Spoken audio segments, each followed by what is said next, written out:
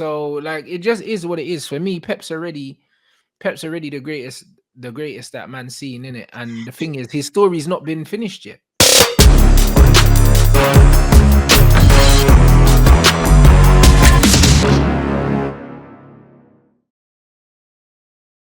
Two of the most underrated players in world football is Bernardo Silva at Man City and Rodri at Man City. Yeah, Rodri's a People that all game just keep the ball. I mean, I watch Rodri play, and Rodri is Busquets reincarnated. It is crazy. everything starts with him. Passing is unbelievable. Always available for the ball, which is an art, right? That's not by chance. That is an art. Always available, and then always looks to get the game ticking. Honestly, if I could pick one midfielder, not talking about attacking midfielder, if I could pick one midfielder in the Premier League, I'm going to Rodri. That guy is. I don't know. Yeah, he's crazy in that position, but I just like Gundogan, bro. For me, he's class. Yeah. Gundogan's my midfielder out of all of them because I just feel like he's got a bit of all of them in it. Like he's got the ball retention, he can carry the ball. He's a better finisher as well. Like, bro, he played false nine for City, bro. He scores goals. He does everything, and he's the guy. Like, there's a reason why Pep gives him the armband, bro. Like, he's a crazy footballer, and it's like he'll have a great game, and then De Bruyne will get 2 assists and get man of the match. And this is exactly why people think, because I don't rate De Bruyne as highly as everyone else, they think that I don't rate him. But I think he's a very good footballer. I just know what he's good at and what he's not good at. And I feel like people overrate what he's not good at. And they elevate his all-around game higher than it is. It's just like looking at someone like Son and thinking that Son's good at anything else other than finishing because he's not good at nothing else. No, you know what I mean? I agree with you completely. The only reason I said Rodri is purely because he's the only one in that team that sits and does that. But going forward, crazy. When it's like, imagine being Man City and you're going, De Bruyne is on the bench today. Oh, who's playing instead? Oh, Gundogan. And you go, what? Like, that's just. But the thing is, I would love to know, how much did they actually pay? How much was Bernardo Silva? How much was Gundogan? How much was Rodri? Gundogan didn't cost a lot because I remember, like, he would have cost 40 M's or something. He didn't cost a mad amount, I don't think, because I think he only had like 2 years left or something silly like that. Yeah. So I don't think he cost, and I think he came and he was injured for a while. So I don't think he cost that much. Is he 30 million? 30 million, and then Bernardo was 40. Fuck, both under 40 million or whatever. Oh, look at, I mean, it's mad. It's absolutely mad. See, this is the thing. We can all talk about Man City spending billions or whatever, but when you actually look at that team that played yesterday, and you look at, Gundogan and Bernardo Silva, 60 million between them. Haaland, 55 million. Foden from the academy. Akanji was 15 million. Pep knows a player, doesn't he? Bro, but coming as Pep though. Do you know what I mean? And that's the thing. When you've got a style of play, you just pick a different piece to the puzzle and pop them in there, innit? And Pep has built this team over 5 years, bro. That's what people are forgetting. But what he never does, other than Haaland, let me quickly correct myself if someone does. Other than Haaland, what Pep never does is goes and gets the world's best player. He never goes, I want an Mbappe, I want a Neymar, I want a Messi. He always gets them under the radar from like an Athletic Bilbao or do you know what I mean? And people in this country go, who's that? And then he comes in, you go, oh, that's why Pep bought him. He can play Pep's way,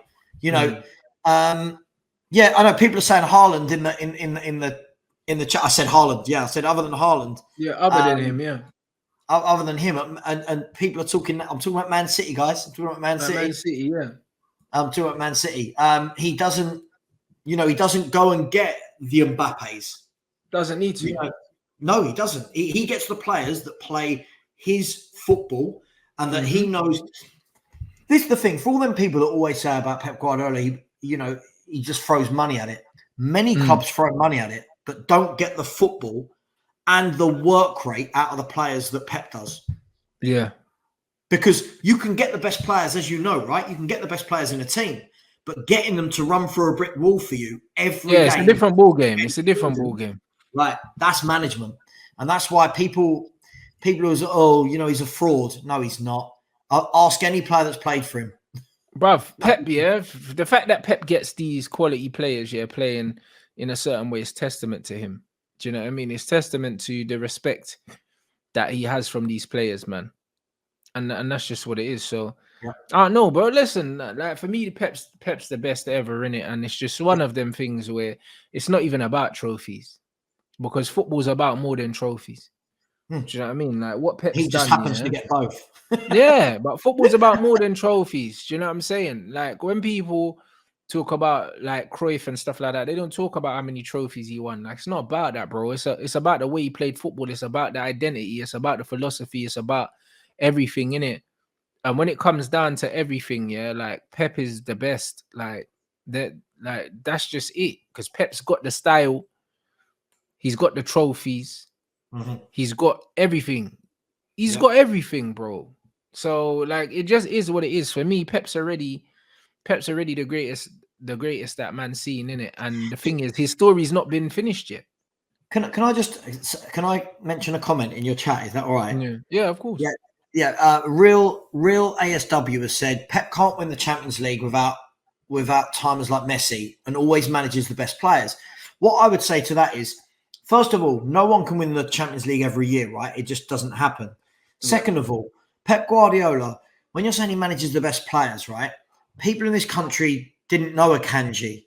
People in this country didn't know Cancelo and Bernardo Silva. Yeah, people in this country were laughing at John Stones when he signed him from Everton. Yeah, people were, players like Alvarez, players like Gabriel Jesus, Zinchenko. We can talk all day long about best players, but how many of them players were known to everyone in this country before he brought them over? True. Same with Edison, the keeper. Like, there's a few men that they weren't talking about. Do you know what I mean? There were a lot of guys that they weren't talking about. Exactly. So yeah, it's not like he's going out there, yeah, and signing household names. He's not doing that. Yeah, Pep makes better players, but yeah, it is what it is.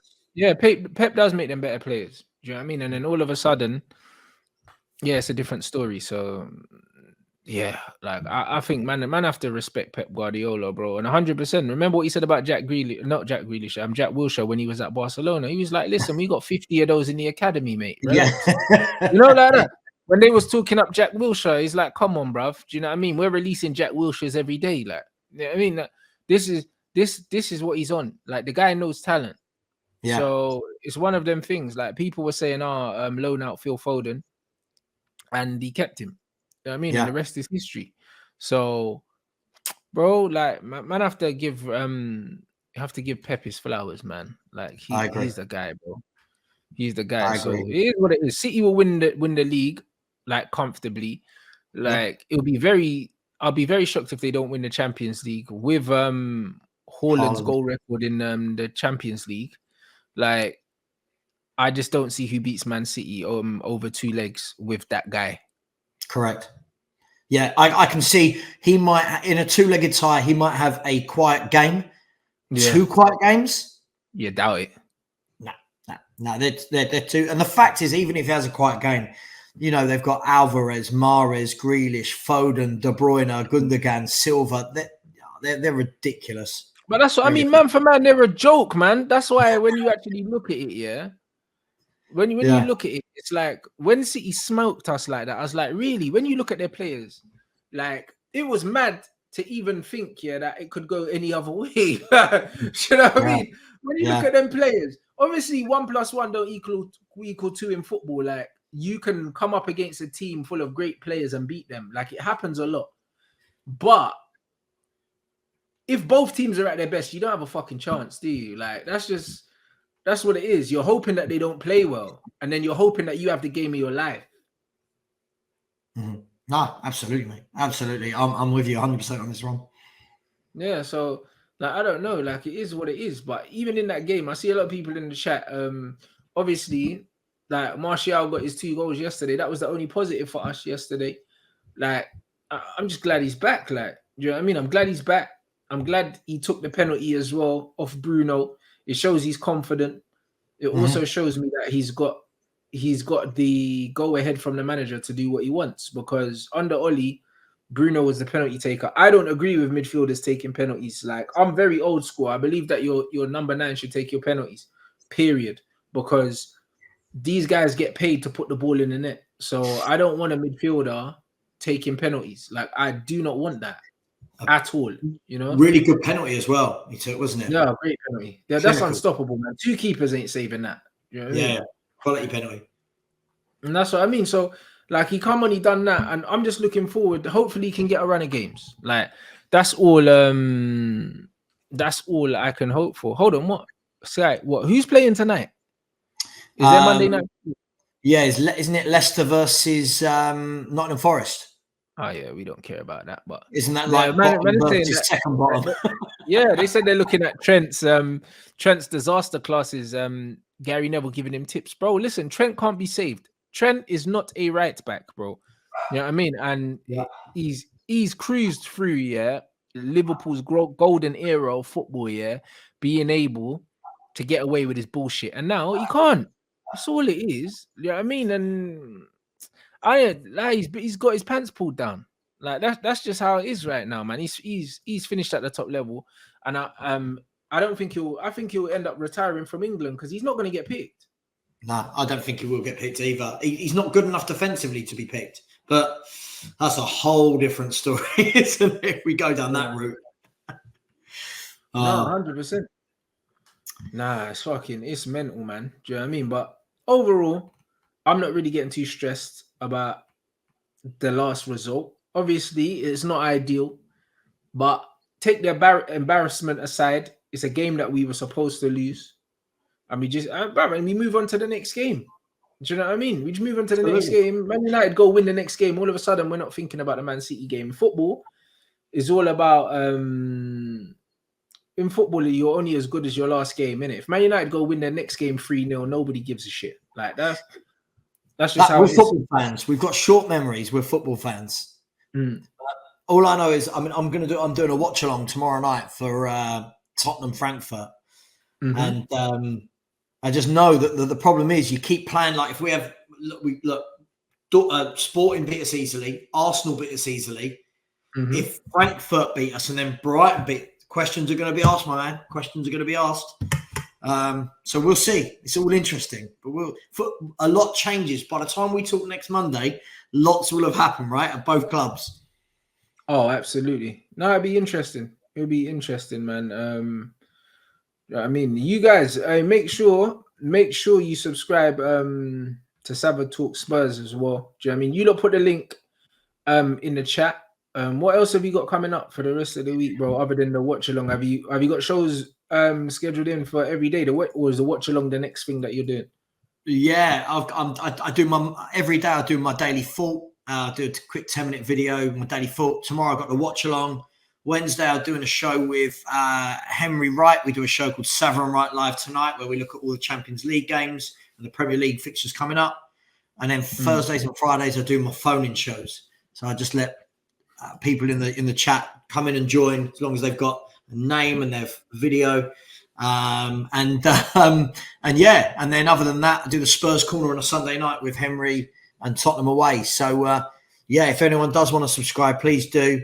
We've just gone over the 2,000 mark in about 4 months, so hoping now to get to that 5,000 by as quickly as possible. So any support is appreciated. That's it, people. So the link's in the chat. Do you know what I mean? Make sure you guys go over there and subscribe. Man. And I'll be back tomorrow. Definitely we'll be watching some Champions League football. And obviously the usual shows. Usual show with Louis. Louis should be back tomorrow, people. So big up everyone. Make sure you check out Bants Sports Ooze as well. It's out already. I'm gonna raid Bills because he's live now anyway, playing FIFA. So make sure you go through and shout him out before you sign off, people. But love for interacting. And we go again tomorrow, people.